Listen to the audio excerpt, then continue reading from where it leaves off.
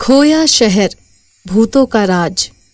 जैसे हमारी दुनिया उजाले की होती है, इसी तरह एक दुनिया अंधेरे की भी होती है। वो दुनिया जहाँ राज करते हैं भूत प्रेत और पिशाच। क्या बकवास है, पर मजेदार भी है। आगे पढ़ना और फिर हम ट्रिप के लिए लेट हो जाएंगे। आगे की कहानी मैं गाड़ी में पढ़ती हूँ। अब जल्दी तैयार हो, वरना मम्मी हमारे सर पर नाचने लगेंगी। कई दिनों के बाद गौरव को ऑफिस से 4 दिन की छुट्टी मिली थी और वो इस छुट्टी का लुत्फ उठाने के लिए 4 दिनों का हॉलिडे पालनपुर में प्लान कर लेता है। हॉलिडे पर जाने के लिए गौरव का पूरा परिवार बहुत उत्सुक था, पर उन्हें कहाँ खबर थी कि उनकी ये खुशी और उत्सुकता क्षण भर में ही खत्म होने वाली है। कोई जरूरत नहीं है आने की, पड़ी रहो कमरे में। फिर कहती फिर ना, पापा हमें कहीं नहीं लेकर जाते हैं। आ रही हो ना मम्मी, अपने बेटे को समझाओ, नहाया भी नहीं है अब तक वो। मैं तो बिल्कुल रेडी हूँ आंटी, ऑलवेज ऑन टाइम। मैं जा रहा हूँ गाड़ी निकालने, जो तैयार है गाड़ी में बैठ जाए, और नहीं है तो यही घर पर पड़ा रहे, मुझे नहीं है मतलब। जैसे ही गौरव आगे बढ़ता है, उसके हाथ का कलावा दरवाजे की कुंडी से फंसकर टूट जाता है। हे भगवान, सफर की शुरुआत भी नहीं हुई और ये कैसा अपशगुन हो गया। तुम भी ना सीमा, हर चीज में ओवरथिंक करना शुरू कर देती हो। जल्दी बाहर आओ। गौरव जाकर अपनी गाड़ी निकालता है और सभी गाड़ी में बैठकर आगे जाने के लिए रवाना हो जाते हैं। काफी लंबा सफर है, तू अब तक वो किताब पढ़ना, खोया शहर वाली। स्नेहा के कहने पर जैसे ही नैना उस किताब को अपने बैग से निकालकर खोलती है, वैसे ही अब तक आसमान जो खुला था और साफ था, अचानक ही उसमें काले बादल छा जाते हैं। आसमान में निकला चमकता सूरज कहीं अदृश्य हो जाता है। जल्दी गाड़ी चलानी होगी, लगता है बहुत तेज बारिश आने वाली है। कोई तूफान आए उसके पहले ही हम पालनपुर पहुंच जाएं तो अच्छा है, वरना बेकार में फंस जाएंगे। उस शहर में जाने का रास्ता इंसानी दुनिया से होकर ही जाता है, पर वहां जाकर वापस कभी कोई नहीं आता। एक तो हम नए शहर जा रहे हैं और रास्ते में ये नहीं कि 2 बार भगवान का नाम ले लूं। क्या तुम दिन भर भूत पिशाच की किताबें ही पढ़ती रहोगी? बंद करो इसे। गुस्से में सीमा नैना के हाथ से वो किताब छीनकर बाहर फेंक देती है और उसी वक्त अचानक गौरव को ऐसा लगता है कि सामने शीशे की एक दीवार है।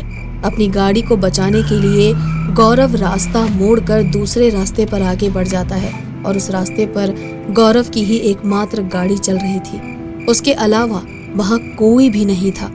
कुछ देर चलने के बाद उसे वहाँ एक अनजान आदमी दिखता है। भाई साहब, ये पालनपुर जाने के लिए ये रास्ता ले सकते हैं ना? जब मौत के रास्ते ने बुला ही लिया है तो शमशान भी पहुंच ही जाओगे। कैसे अजीबो गरीब लोग मिल रहे हैं। रात भी होने वाली है, लगता है कहीं रुकना ही पड़ेगा। पास में एक गांव दिख रहा है, चलो आज रात वहीं स्टे कर लेते हैं और कल सुबह निकल चलेंगे। जैसे ही गौरव कुछ और आगे बढ़ता है तो उसे गांव के बाहर ही पालनपुर का बोर्ड दिख जाता है। अरे लो, हम अपनी डेस्टिनेशन पहुंच भी गए। ये पालनपुर ही है। मैंने पढ़ा था इस गांव के बारे में। चलो आज देखते हैं कैसा गांव है। तो बच्चों, जरा गांव के लाइफ को भी एंजॉय करो। मुझे बड़ी भूख लग रही है पापा, चलो ना पहले हम कुछ खा लेते हैं। सामने वेज ढाबा दिख रहा है। सभी अपने अपने पसंद का खाना ऑर्डर करते हैं। एक लड़की जो थी तो बहुत सुंदर, पर उसके चेहरे पर थी मायूसी, मानो सदियों से उसने मुस्कुराहट देखी ही ना हो। वो करण और उसके परिवार वालों के लिए खाना परोसती है। जैसे ही करण दाल को देखता है, वो चीख पड़ता है, खून खून खून! कहाँ है खून? देखो, सभी तुम्हारी ओर देख रहे हैं। शांति से खा लो, हो सकता है ये तुम्हारा आखिरी खाना हो। फिर स्नेहा फ्राइड राइस की बोल से जैसे ही प्लेट उठाती है, उसे उसमें छोटे छोटे कीड़े दिखाई देते हैं। वो उस बोल को उलट देती है। ये सब क्या है? ओह गॉड! स्नेहा और करण के अलावा वहां बैठे सभी आराम से उस खाने को खा रहे होते हैं। स्नेहा देखती है कि सीमा के हाथ में मांस का टुकड़ा है। नैना के मुंह से कीड़े निकल रहे हैं। स्नेहा घबरा जाती है और करण के साथ वहां से चीखती हुई भागती है।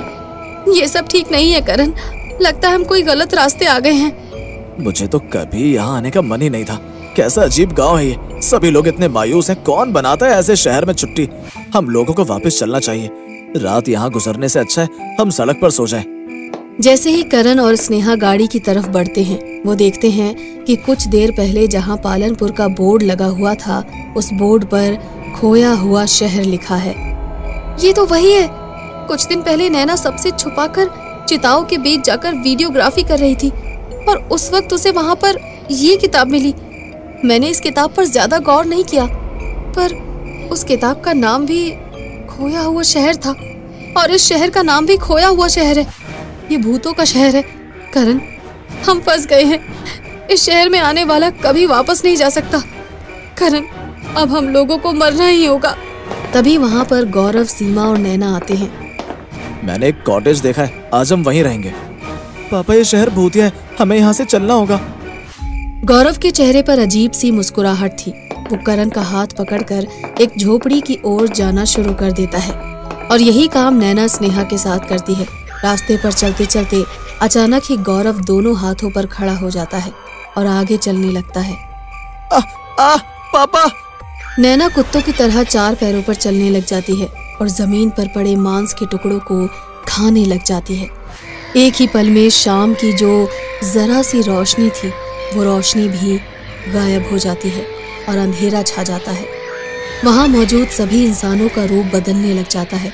कोई आधा जला हुआ दिखने लग जाता है, तो कोई बिना हाथ पैरों का, तो कहीं किसी के मुंह से खून रिसता हुआ दिखता है, तो कहीं किसी की अतड़ियाँ दिख रही होती हैं। वहाँ मौजूद बाकी सभी लोग करण के परिवार को पूरी तरह से घेर लेते हैं। नाड़ी नहीं तोड़ेगा। जैसे ही कांत गौरव के कानों में ये बात बोलता है, गौरव उसके बगल में खड़ी सीमा की गर्दन को उसके धड़ से अलग कर देता है और अंदर हाथ घुसाकर मांस खाने लगता है और फिर कांत गौरव को जला देता है। बड़ी मुश्किल से करण, स्नेहा और नैना वहां से भाग जाते हैं। नैना से मत डरो, ये उनके कब्जे में नहीं है। इसने मेरे इशारे को समझ लिया था और ये भूत होने का नाटक कर रही है। मैं तुम लोगों को बचाना चाहती हूँ। जिस लाश के पास से नैना को वो किताब मिली थी, वो लाश मेरी थी। वहां के अघोरी ने मेरी आत्मा को कैद कर लिया था और इस शहर में पहुंचा दिया। स्नेहा, अगर तुम उस किताब को जला दोगी तो कम से कम तुम और करण जिंदा इस शहर से निकल सकोगे। हम सब की भी मुक्ति हो जाएगी। जब प्रिया ये कह रही होती है, वहाँ एक प्रेत आकर करण के कानों में कुछ कहता है और करण एक झटके में नैना के दोनों हाथों को उसके धड़ से अलग कर देता है। जैसे ही स्नेहा ये देखती है, वो सीधा गाड़ी की ओर भागती है। ये लो माचिस और इस गाड़ी को जला दो, और हाँ, किताब भी जला दो। स्नेहा जैसे ही उस गाड़ी को जलाती है, हर एक चिंगारी के साथ गांव भी जल जाता है और भूतों के शहर से अकेली स्नेहा जिंदा लौट कर आती है। आज इस बात को 20 साल हो गए, पर स्नेहा आज तक उस ट्रिप को भूली नहीं है।